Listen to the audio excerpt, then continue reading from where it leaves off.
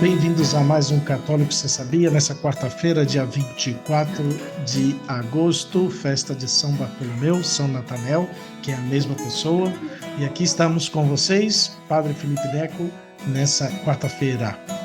E aqui estamos com vocês, o Padre Renan, que alegria poder cumprimentar vocês, ouvintes do Católico Se Sabia, desde São Paulo, desde a paróquia Nossa Senhora de Guadalupe, do Morumbi, onde estamos, meu novo estúdio agora, né, Padre Felipe? Quase que eu não chego, mas tô aqui, O padre só tá me enrolando, ele é apertado o tá mais famoso que o negócio. bispo ali de Campo Limpo ali, porque ele já não Não, consegue nem chegar, tá fazendo milhões de coisas, passeando para lá e para cá, e eu aqui dentro, cansado, triste, dentro do meu claustro de nada, noviciado, no nada. Eu estou frio do aproveitando agora que o quarto. diretor territorial da Colômbia e do Chile estão aqui, o Padre Bárcena está por aqui, o Padre Carlos Ortiz, estamos Eu aí. fui pegá-lo no aeroporto aí, chegamos aí um pouquinho tarde aí, ele chegou como quase uma hora, aí, mais de uma hora, fui lá no aeroporto recolhê-lo ali de Guarulhos ali. Mas aí, assim estamos, Mas mas conta rapidinho então sua semana, que a gente vai ser breve nessa introdução, porque o padre já tem que correr para outra missa dele aí, então vamos tentar acabar eu em tenho, menos de uma hora aqui, né?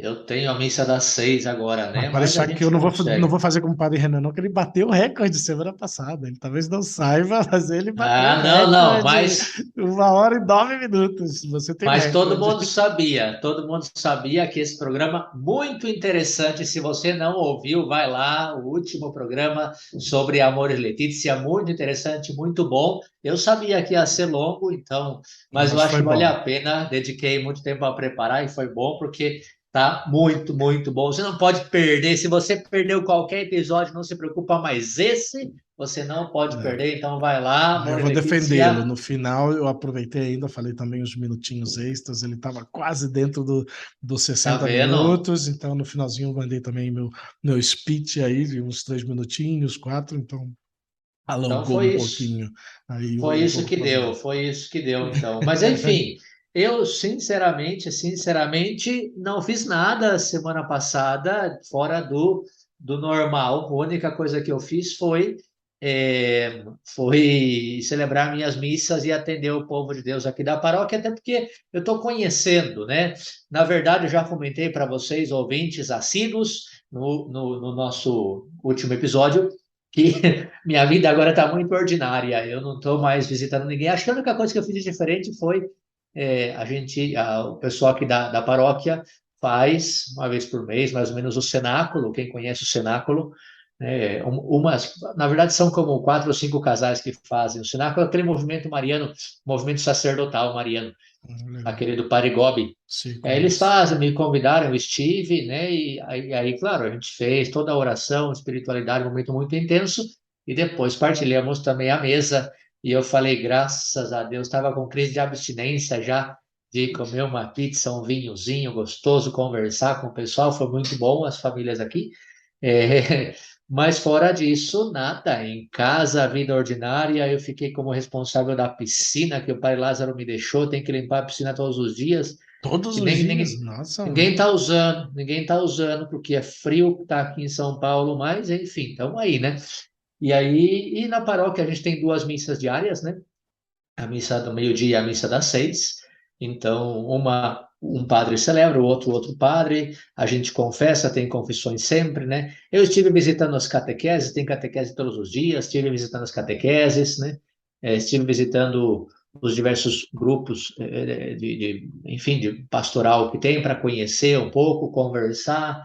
Marcamos, acho que uma reunião com todas as pastorais da paróquia Santa Edviges, que é outra paróquia que a gente atende também, né? Então, basicamente foi estar entrando nesse mundo de paróquia, mas fora isso, nada de extraordinário, né? Então, assim eu posso fazer rápido o meu entretenimento santificante e passo a palavra para o Padre Felipe, que sem dúvida Eu, tem muita coisa para comentar, porque, enfim, a vida dele é mais ativa que a minha. claro que não, a minha foi mais tranquila, só pela primeira vez eu já aproveitei para.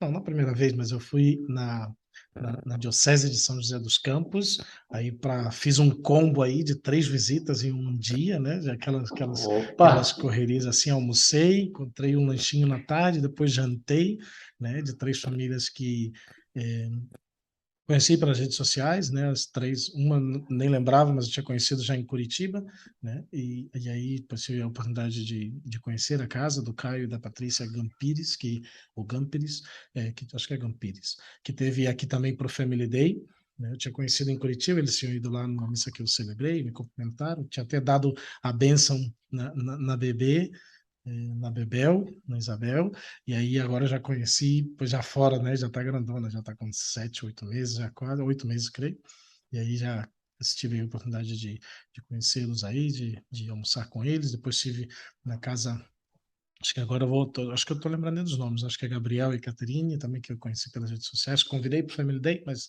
eles não puderam, aí estão grávidos aí do terceiro bebê, terceiro menino, que eu esqueci agora o nome das crianças, e finalmente fui na casa também da família do Fábio e da Ana Paula, e também pelas redes sociais, na verdade eles até me adicionaram, depois me perguntaram, depois do Family Day, aí eles estiveram aqui na missa de profissões, vieram também no domingo passado, só que eu não estava presente, e aí aproveitei para dar uma passadinha na casa deles, tivemos pizza aí também, então foi um combo aí na quinta-feira.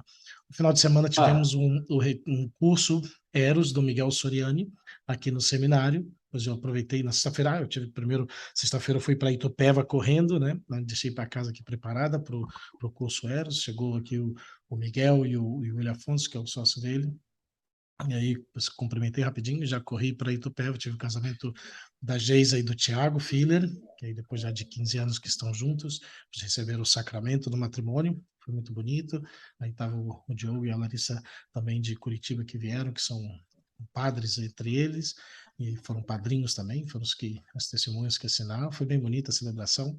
Fiquei lá até tarde com eles, depois no restaurante, depois fomos na casa ainda para Inimigos do Fim, e depois já dormi bem pouco e voltei correndo para poder participar aqui do curso Eros, do Miguel Soriani, que foi muito bom. É uma realidade muito mais centrada realmente para terapeutas, para psicólogos, né? E agora que vai começar o Instituto Eros, com todo esse empenho, esse esforço de dar uma continuidade, um trabalho e atendimento com que esses terapeutas que já têm já é o segundo curso, no passado, para essas datas também teve o primeiro curso Eros, e aqui foi mais uma continuação, um aprofundamento, ademais de, pois ele meio que inaugurou esse instituto que ele está formando com terapeutas e psicólogos que vão tratar especificamente, né, do trabalho, né, da sexualidade, sobretudo todo o tema da pornografia, dos vícios, né? Então, tá muito interessante, vai ter uma página tudo para isso, vai ser lançado agora em setembro,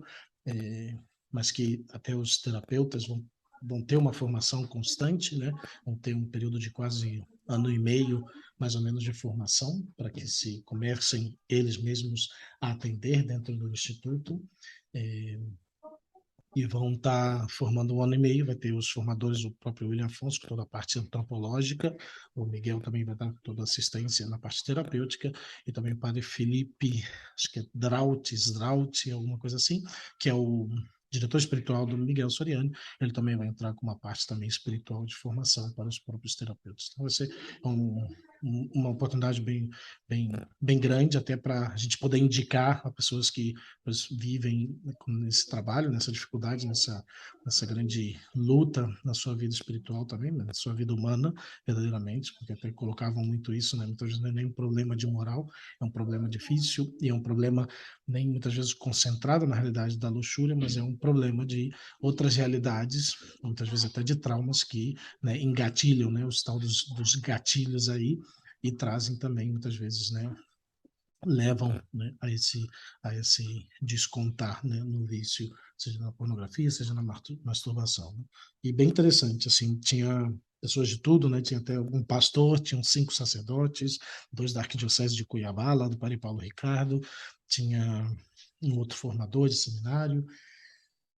Eu estava aqui acompanhando, quase todas consegui acompanhar as palestras. Depois tinha gente de muitos lugares do Brasil, uma senhora que veio da França para cá só para tomar o curso, gente do Nordeste, Goiás, Rio de Janeiro, muitos lugares do Brasil. Era um grupo de umas 60 pessoas, mas foi é, bem bonito assim o curso, vendo todo esse pessoal querendo realmente se empenhar nesse esforço. Isso foi mais ou menos o final de semana, nesses dias depois da vida comunitária, antes de ontem. que aí pois, nem aproveitei todo o tempo, tive que sair para uma missa que foi pedida aí de, na Capela de Santa Rita, né, Coração de Nossa Senhora, na segunda-feira. Mas e ontem foi um dia um pouquinho mais tranquilo de organização aqui da casa. Saí para conhecer, para ser apresentado com o Padre Myron, fui na Diocese de São José dos Campos, aí teve a reunião do clero, e aí me apresentou rapidinho, 1, 2 minutos, me apresentei aos padres que estavam aí do clero de São José, que já vou estar, então, já a partir já dessas semanas próximas, já começando a participar e fazer atividades lá por São José dos Campos. E assim foi, bem simples, e hoje aqui já por os atendimentos online, preparando ao mesmo tempo, né, e aqui mais ou menos buscando tempo para preparar um pouco a gravação de hoje, e também preparando um pouco a casa, que já esse final de semana também vem um outro grupo aqui. E assim foi. Vamos passar, porque o Padre Renan está aqui só olhando com cara aqui, me acelerando aqui. Com Hoje vai ser cara de meio corrida quem? aqui, de quem está aqui já Não. nervoso já. Mas a Na culpa é verdade, dele hoje, a qualquer culpa é coisa, dele. eu falei qualquer coisa, eu saio antes, dou minha bênção e meu alô antes e você conclui aí, porque a missa não dá para atrasar, mas vamos lá, ainda dá 40 minutos dá para acabar, né? Mas acho que sim, são 4 pagininhas, são coisa rápida, mas é um Nossa tema. Senhora, Não, 4 páginas, mas é rápido. Para mim, 4 páginas é rápido. Para você, 4 páginas é uma hora. Eu não. Eu me, eu eu me, falo muito. eu me sento no que está escrito aqui e não acrescento muito mais coisa, não, porque o que tá escrito, escrito está. Então, e assim vamos tentar trabalhar aqui, né? Então vamos lá. Eu vou entrar num tema que certamente é de grande interesse para todos nós, ouvintes, queridos ouvintes do Católico. Você sabia, é um tema que a gente tem mencionado muitas vezes, mas não falado sobre ele diretamente. E é sobre o defeito dominante. Muitas vezes falando do nosso trabalho de direção espiritual, do nosso crescimento de vida espiritual, da nossa luta contra nossos defeitos, falando dos pecados capitais, nós estamos, né, direto ou indiretamente, falando dessa realidade do defeito dominante. E vamos já entrar de cheio para entender qual é a natureza do defeito dominante. Né? E tudo essa temática eu encontrei num livro, acho que tem um livrinho bem curto, se não são como 50 páginas, não lembro quantas são, é, que é do padre Miguel Ángel Fuentes, do Instituto Verbo Encarnado, né, que ele vai falar sobre o exame particular de consciência, o defeito dominante da personalidade e os temperamentos ou imposições inatas. Né? Então, é um livrinho bem interessante, bem curto, bem fácil de ler e, pois, vale a pena, vale a pena. E eu estou pegando tal qual praticamente, eu vou fazer poucos comentários, é quase uma leitura do que ele escreveu ali, mas que pode ser realmente de grande ajuda, né? Como a gente falou, né? O reconhecimento e o conhecimento desse defeito dominante, que tem que ajudar também, pois, e sempre é de grande ajuda quando se faz num ambiente de oração, num ambiente de revisão de vida, na preparação, né, de uma confissão geral, que vai ajudando também a reconhecer, né, as manifestações desse defeito dominante na nossa vida, né, que muitas vezes está muito ligado, e a gente vai comentar um pouquinho sobre isso, sobre o nosso, estão, né, ligados ao nosso temperamento, né? Eu também já tenho comentado que muitas vezes a nossa melhor qualidade também é o nosso pior defeito, né, o nosso defeito dominante, porque também está relacionado com essa realidade do nosso temperamento. Então, às vezes, né, uma coisa positiva também se manifesta de modo negativo na nossa vida. Mas vamos lá, vamos entrando nele que vocês vão compreender melhor. Né? Então, a natureza, o que é, né, que é o defeito dominante? De certa forma, pode ser dito na expressão de Fulton Sheen, né, ele coloca desse modo, ser aquilo que há de pior em nós. Então, assim qualifica o nosso defeito dominante. Aquilo que há de pior em nós. E é daí de onde nascem, né, todas ou a maioria das faltas, né, que nós cometemos, que uma pessoa comete. É o maior obstáculo que impede o nosso progresso espiritual. É o defeito que nos leva realmente a cometer mais pecados, especialmente os pecados de afeto. Né? É o que desperta em cada um de nós os desejos mais violentos ou tenazes.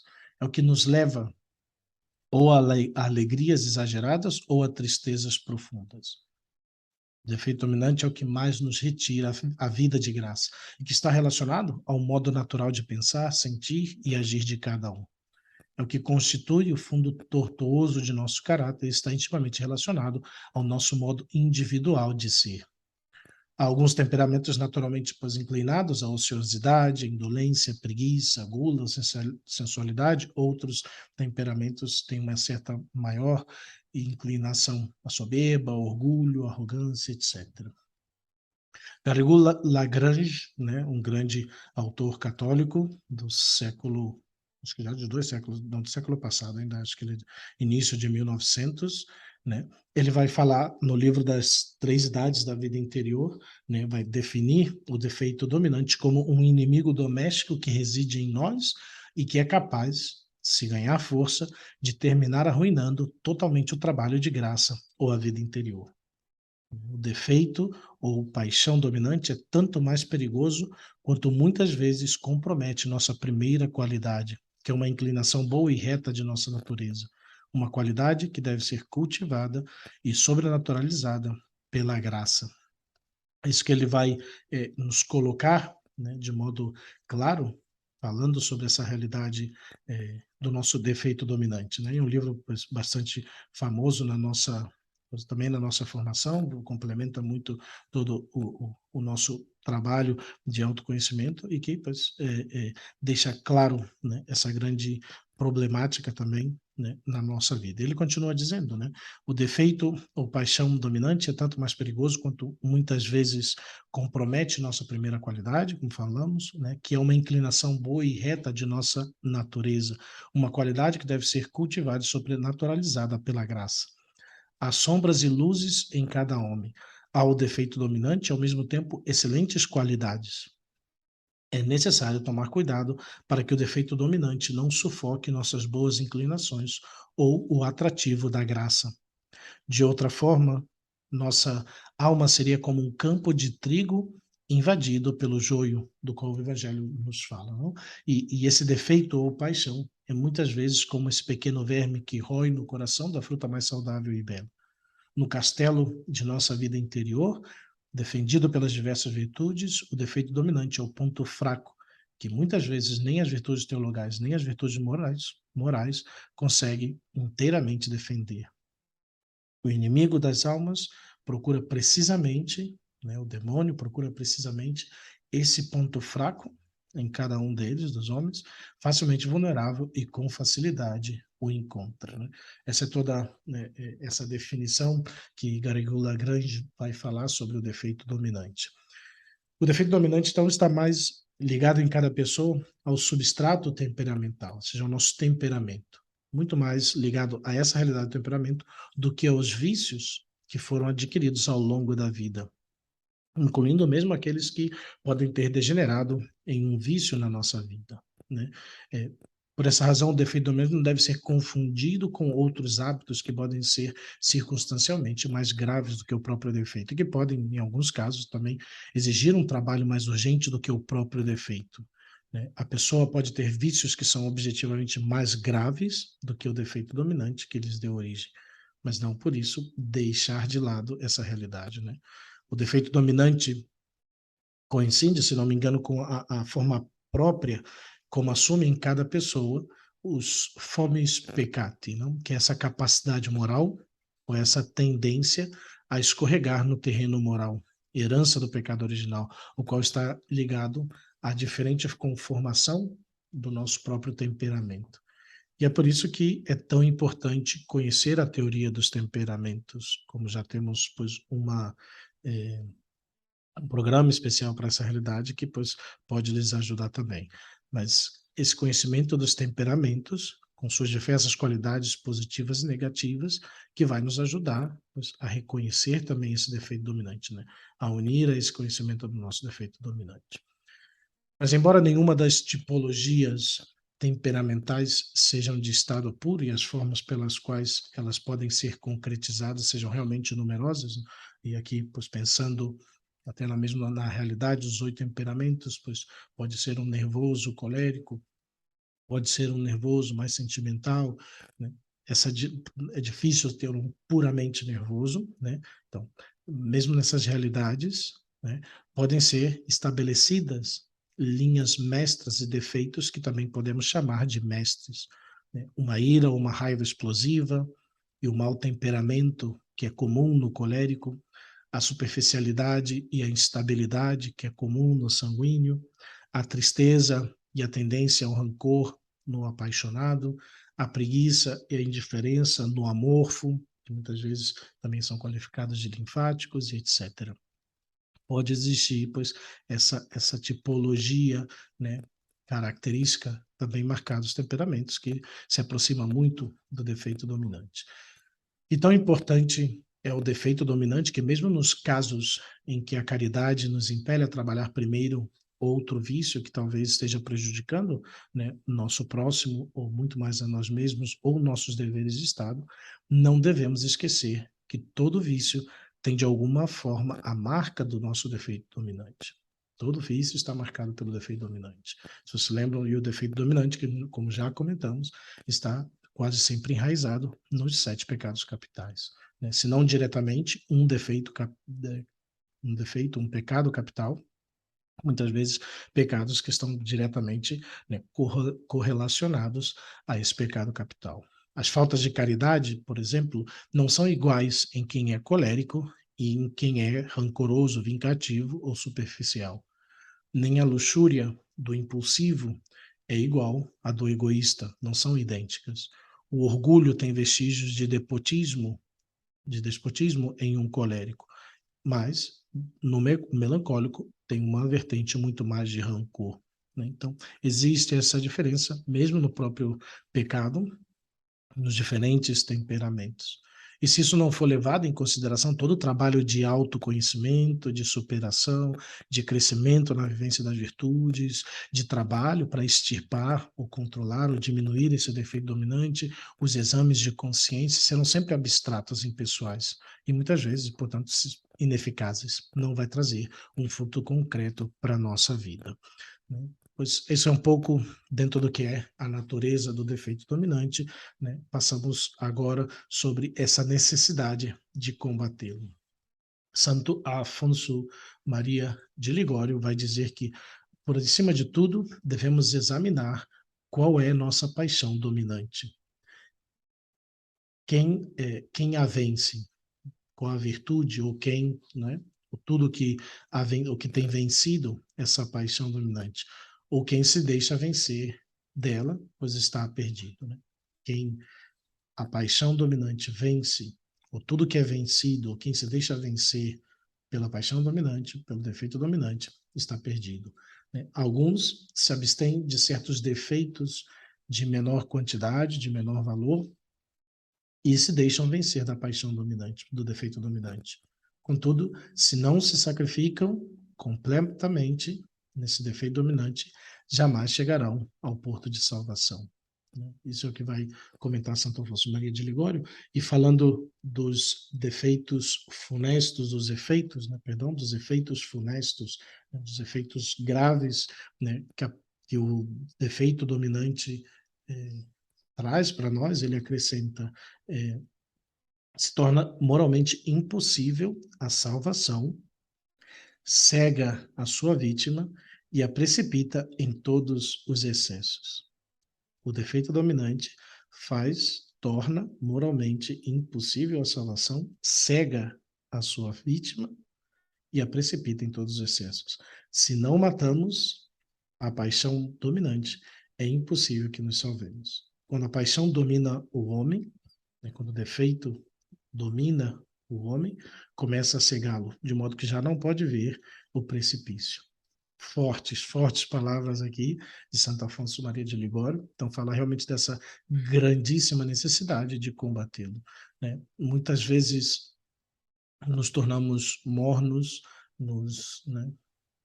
Já não lutamos mais, porque não estamos trabalhando, combatendo o nosso defeito dominante. Seguinte ponto, E, pode padre, falar. antes que você entrar no seguinte ponto, é tão interessante e tão forte, efetivamente, essa frase, né? Mas também o que você falava antes me fazia muito pensar, eu não sei se você vai comentar aí também, né? Que a importância de descobrir esse defeito dominante, porque às vezes as manifestações que temos são manifestações próprias de um defeito de concupiscência, por exemplo, e, no entanto, a raiz está no orgulho.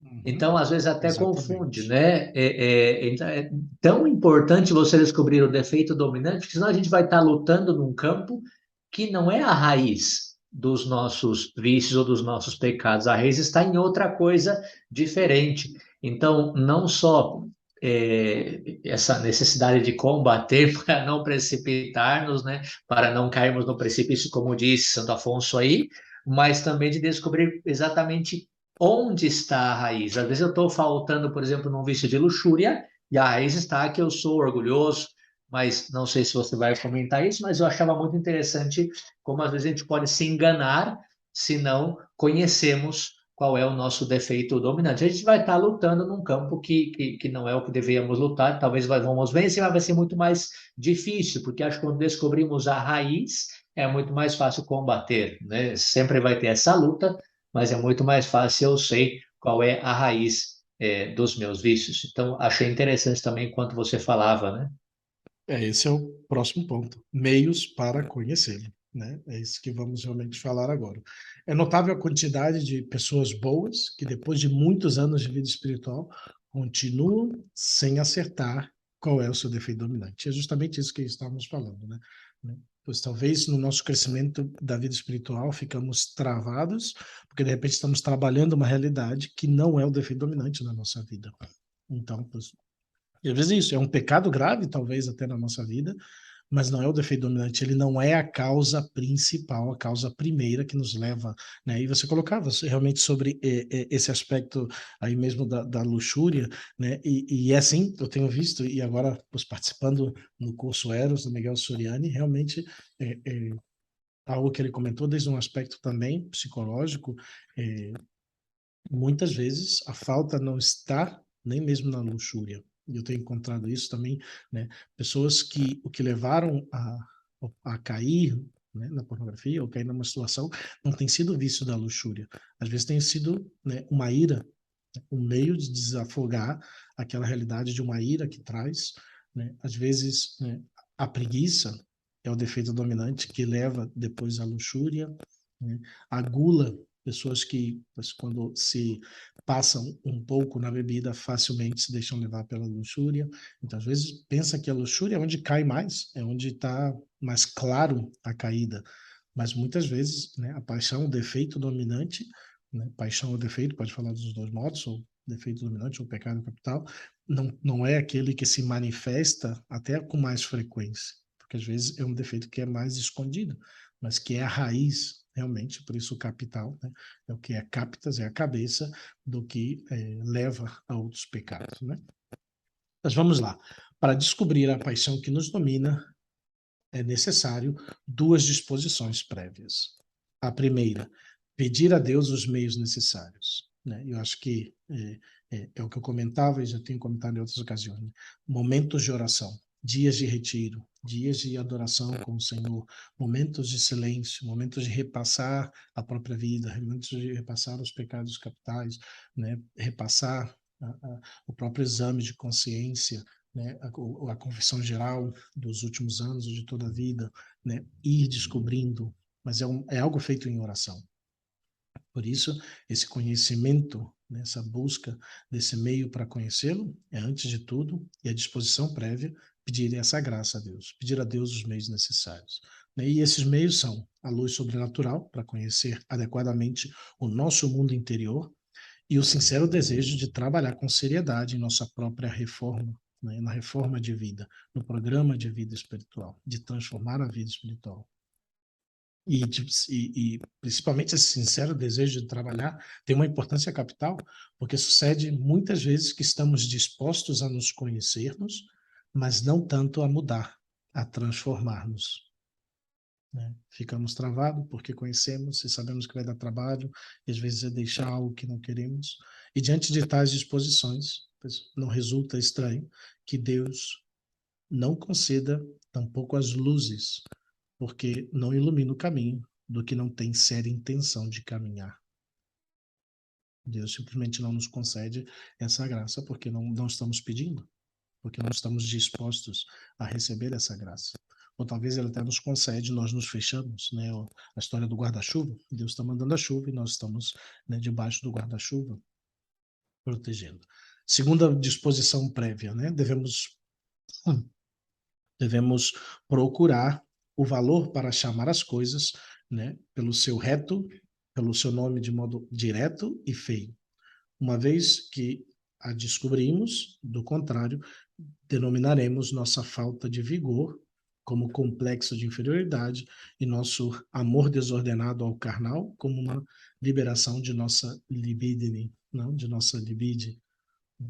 E aqui coloca o exemplo que Judas perdeu a possibilidade de salvar-se, porque nunca chamou a sua avareza com o nome devido, senão que disfarçou com o amor aos pobres, né? Fazendo essa referência do dar o dinheiro aos pobres. Né? E essa observação não carece de importância, já que são poucos os resultados a aceitar quem tem um fundo profundamente egoísta ou sensual, ou codicioso ou rancoroso. Porque muitas vezes esse temor a enfrentar a verdade em sua desnudez é um dos obstáculos mais importantes no descobrimento de nossa paixão dominante, né? De nosso vício, de nosso defeito dominante. Não queremos realmente conhecer-nos, né? Evitamos, queremos deixar para depois. Né? Entre os recursos que pode fazer mais despertar nossa consciência, né, dessa nossa falta, nosso pecado dominante, talvez podemos assinalar esses que seguem aqui. Né? E antes de tudo, né, como vai dizer Monsenhor Fulton Sheen, acho que já beato, se não me equivoco, se não pelo menos venerável Fulton Sheen, nos pode ajudar a observar qual defeito nos traz mais raiva quando somos acusados do mesmo. É bem interessante isso. Quando alguém nos diz algo e a gente prontamente nos fechamos, nos irritamos, está bem perto de ser o nosso defeito dominante. Né? O traidor que se revolta, né, quando é acusado pela primeira vez de ser desleal à sua pátria, né, também serve considerar que falta condenamos com mais frequência e mais veemência no próximo. Talvez esse seja nosso pecado também dominante também. Porque por meios, né, de nossa própria psicologia, né, costumamos do mesmo modo que nos afeta a nós, acusar nos demais, né? Querer ver essas mesmas faltas nos demais. Né? Do mesmo modo que Judas acusou, né, nosso Senhor Jesus Cristo de não amar suficientemente aos pobres, pois ele estava com essa codícia ali. E talvez isso explique também porque essa falta observada nos outros parece acusar-nos a nós mesmos. E porque vemos, né, essa realidade mais em nós mesmos com facilidade, também queremos ver nos demais. Outro meio que nos permite descobrir nosso defeito dominante é o modo como os demais atuam respeito a nós. Né? Isso tem que ver com um pouco a lei da física, segundo a qual toda ação produz uma reação contrária igual, o que também vale no plano psicológico. Às vezes, os demais desconfiam de nós porque nós previamente desconfiamos deles. Se tratamos mal ao nosso próximo, é provável que o próximo nos trate mal. Ainda que não se pode, né, estabelecer com isso um princípio geral, mas ocorre muitas vezes que nos tratam mal sem que nós tenhamos feito, né, alguma coisa de igual modo, né, como talvez, né, um santo que pois, é perseguido simplesmente. Mas com maior frequência podemos confiar de que as atitudes dos demais para conosco são um espelho de nossas disposições interiores. Né? Como eu trato os outros, como eu falo com os outros, demonstra muito essa realidade. Né? E o novo meio consiste, então, em perguntar-nos aonde vão nossas preocupações ordinárias. Né? E também pode nos ajudar a reconhecer isso. Qual é o alvo de nossos pensamentos e desejos? Qual é a origem corrente de nossos pecados? Qual é geralmente a causa de nossas tristezas e alegrias? E também vale a pena pois, nos interrogarmos também que pensa de nós, né, o nosso diretor espiritual. Se ainda não tenho descoberto ainda o meu defeito dominante, pois talvez na direção espiritual já com certa frequência o diretor espiritual pode ajudar grandemente, né, nesse conhecimento, né? E também podemos perceber também que esse defeito dominante costuma estar relacionado com as tentações que, com maior frequência, o inimigo suscita em nossa alma. Isso nos ensina Santo Inácio de Loyola, porque ele nos ataca pelo ponto mais débil, mais fraco da nossa vida.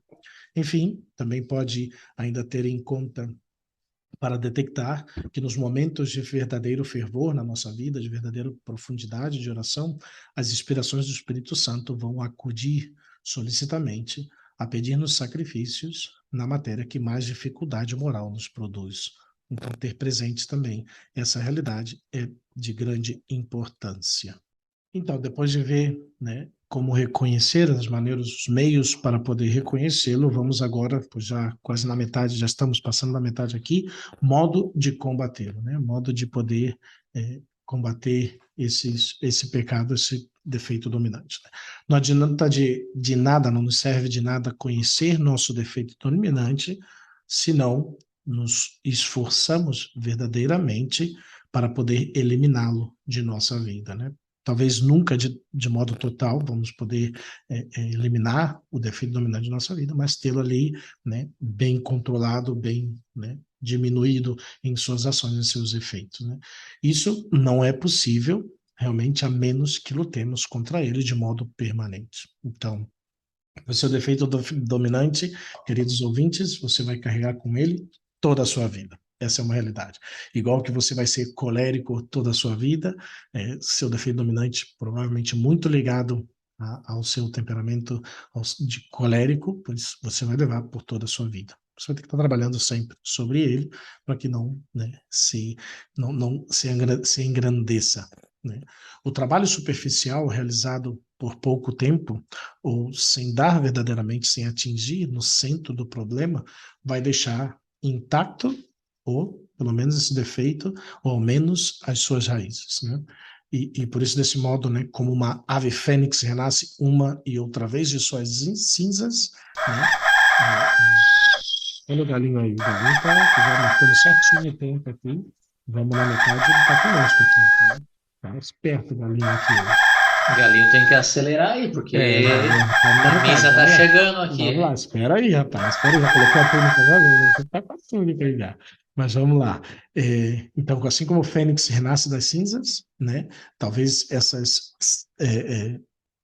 não são tão cinzas assim como parecem, mas também pode o defeito dominante reaparecer e renascer com força também na nossa vida, né? Os meios que a espiritualidade clássica tem sugerido para esse trabalho já são bem conhecidas, né, na vida cristã. Né? A primeira, pois desde sempre, para toda a nossa vida, é a oração. Sem rezar, não podemos nada na vida espiritual. Se não estamos unidos à videira, nós não podemos nada.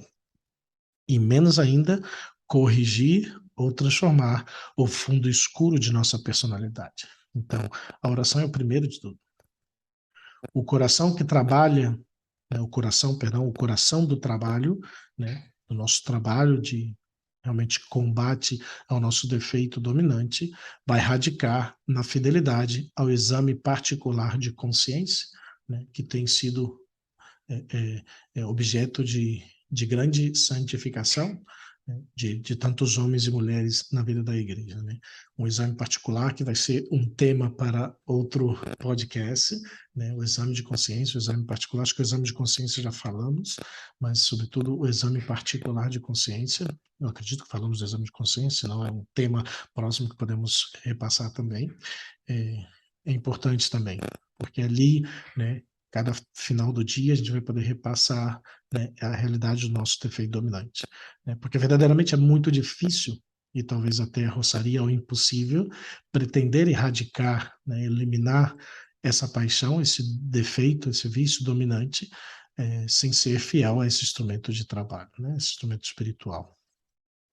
E podemos acrescentar também que, ainda que alguns, né, o colocam como parte do exame particular, temos que aprender a impor a nós mesmos, né, uma penitência cada vez que falhamos no propósito que, pois, mais ou menos nos propomos,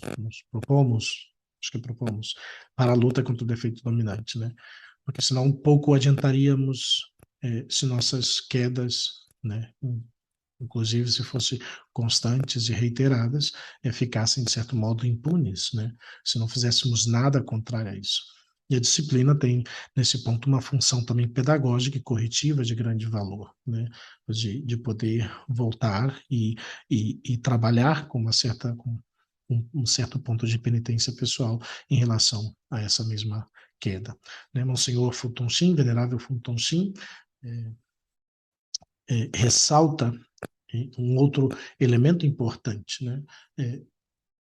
Fazer que essa falta predominante seja ocasião de um crescimento na virtude. Na ordem física ocorre com frequência que aquelas partes que nos machucamos, né, que ou nos ferimos muitas vezes, né, que foi danificadas, né, depois de reparadas, passam a ser mais fortes, né? Por exemplo, né, um tecido da pele lastimado, uma vez que se recupera, chega a ser mais forte que o resto da pele, né? De maneira semelhante, um defeito vencido pode chegar a ser a maior força com que a pessoa vai contar, especialmente no seu próprio temperamento, no seu próprio crescimento, na sua própria santidade. E na vida dos santos vemos que muitos deles se destacaram, né, por essa realidade e os recordamos precisamente por isso, porque certas virtudes que tiveram que trabalhar para enfrentar seus defeitos pessoais, né, pois foram o que mais lhes exaltaram depois. Está o caso tão conhecido de São Francisco de Sales, por quem reconhecemos sua mansidão, sendo que essa mansidão foi resultado de sua luta contra seu temperamento colérico. Se não me equivoco, foi ele mesmo que, embaixo da sua mesa, dentro do seu escritório que recebia as pessoas, tinha a marca das unhas embaixo, que de tanto que ele, né, rasgava, assim, arranhava embaixo da mesa, né? E os exemplos nesse sentido poderiam realmente abundar, né? Alcoólatras, né? Pessoas bêbados, né, drogados, materialistas, céticos, luxuriosos, glutões, ladrões, né, podem fazer dessa área da vida em que foram derrotados a área de sua maior vitória, assim diz Fulton Sheen. Vamos para o penúltimo ponto, não desista, Padre Renan, né? O defeito dominante e os vícios capitais. Temos 5 minutos, vamos tentar correr aqui, para o Padre também pois, falar alguma coisa a mais. Muitos autores de espiritualidade, né, mostraram, né, sinalaram, apontaram que o defeito dominante coincide com um dos vícios capitais, que é o que temos falado. Né? Em realidade, para ser mais exato, dizer que todo defeito dominante pode ser reconduzido como a sua última raiz a algum dos pecados capitais. Essa é a melhor maneira de colocar, e assim se denominam aqueles pecados capazes de causar outros pecados, né, que temos falado. Né? Essa capitalidade, né, o ser capital, pois designa um modo particular de causalidade, de causar os outros pecados. E não se trata de uma causalidade material, no sentido de que um pecado dá ocasião de cometer outro, como a gula dá ocasião de cair na luxúria, a avareza não dá pé, talvez, a essa ocasião de uma briga, de uma confusão. E nem é tampouco é uma causalidade eficiente, como ocorre quando um pecado reiterado forma um hábito e que deixa uma inclinação e volta a cometer esse mesmo pecado, né? Um vício. Nem no sentido de que abre as portas a outros pecados, por destruir o que podia ser talvez um freio para o pecado, como por exemplo, um pecado que destrói o pudor e se converte em causa de muitos outros pecados que a pessoa cometerá, né, de agora em diante, por ter perdido, né, essa certa vergonha. Né? Mas é, na realidade, de uma causalidade final. Né? O vício capital, né? O defeito dominante, os pecados capitais, são princípios diretivos e conduzentes, né? Assim como coloca, diretriz e princípio condutor, ductivus, né? Assim diz em latim, ou seja, dá origem a certo número de pecados, princípio, os dirige, é diretivo, os conduz para seu próprio interesse. É raiz e início de outros pecados que lhe servem para alcançar seu próprio fim. Por isso é pecado capital. É aquele pecado cujo fim, no caso do prazer sexual, no caso da luxúria, a vingança, ou da ira, a exaltação do próprio eu, no caso da soberba, é maximamente apetecido por uma pessoa e, por essa razão, lança a pessoa a realizar muitos outros pecados que lhe permitem realizar esse fim. Por exemplo, a avareza, cujo fim é uma indefinida acumulação de riquezas, move a psicologia do avaro a cometer fraudes, roubos, dureza de coração, a inmisericórdia, né? É, é, toda essa realidade, né, todos esses atos que são secundários, mas todos eles sem os quais não se poderia conseguir seu fim, que é de acumular dinheiro, né, de poder, de modo desonesto, acumular dinheiro, muitas vezes. Além disso, né, o vício capital plasma, né, molda um estilo próprio nos pecados que gera como meios para alcançar seu fim.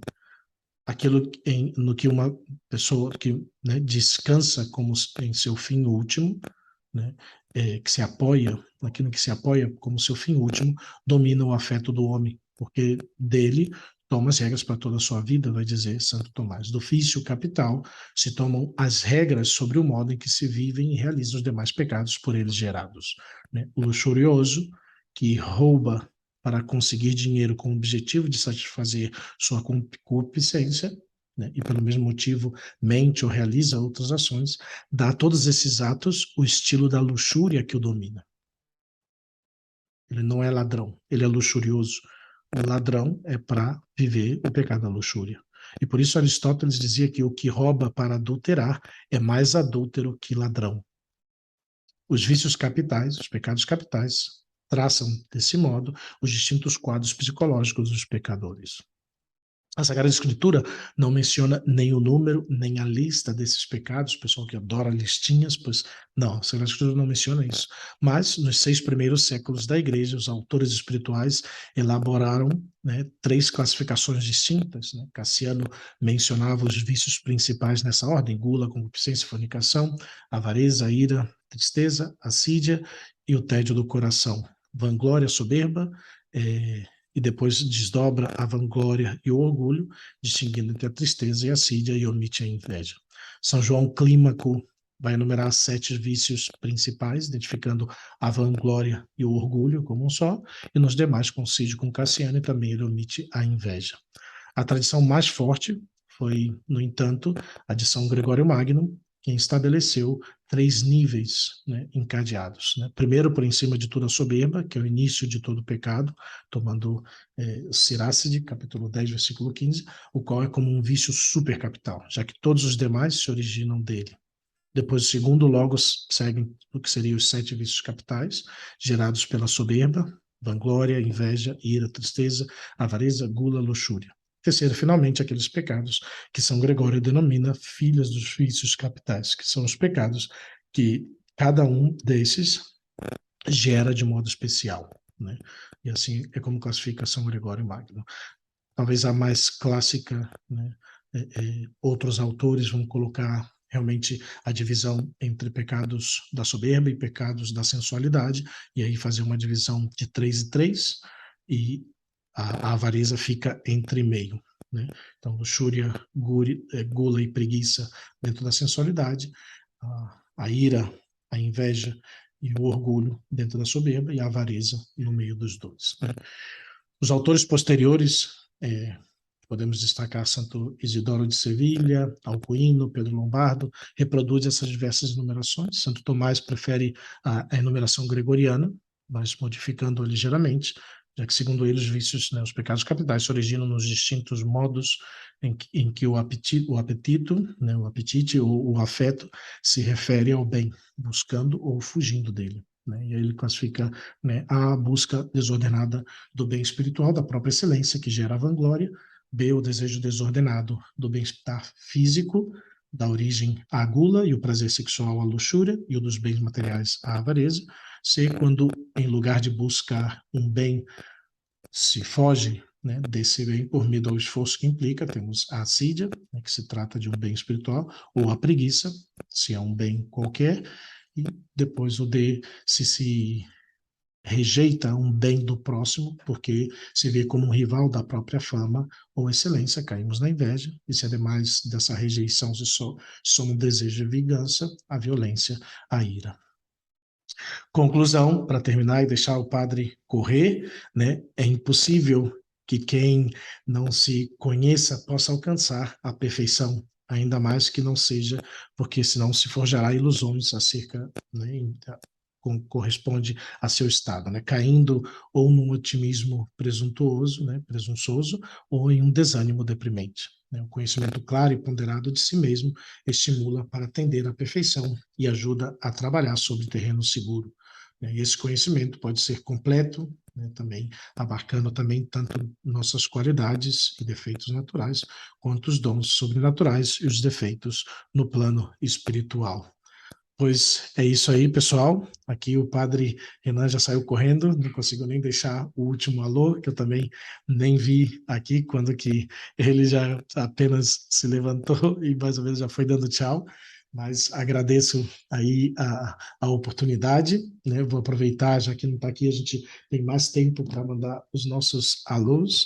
Quero deixar aqui o meu alô especialmente para nossa querida ouvinte Paula Metelo, nosso ouvinte, né, que está lhe ajudando aí para a sua catequese, o Católico Você Sabia, recém descobriu o Católico Você Sabia, e pois aí espero que também seja de ajuda, também vai retornando isso para complementar esse programa, certamente vai ajudar muito poder repassar, né, os pecados capitais que fizemos aí no nosso primeiro ano, e também mandar um alô, um abraço para a Maiara, que fez aniversário na quinta-feira passada, né, das primeiras e fiéis ouvintes do Católico Você Sabia, ela está ao dia, já escutou os 110 programas, 111 programas que já tivemos, né, está sempre ao dia com os programas, e sempre que o Padre Renan nos enrola na gravação, ela já pergunta se não vamos ter gravação essa semana e tudo mais, né? Ficou preocupada que não estava chegando a mensagem do aniversário, chegou um pouquinho tarde, foi um dia corrido, mas deixar também aí um abraço para a Maiara, para o Marlos, seu esposo,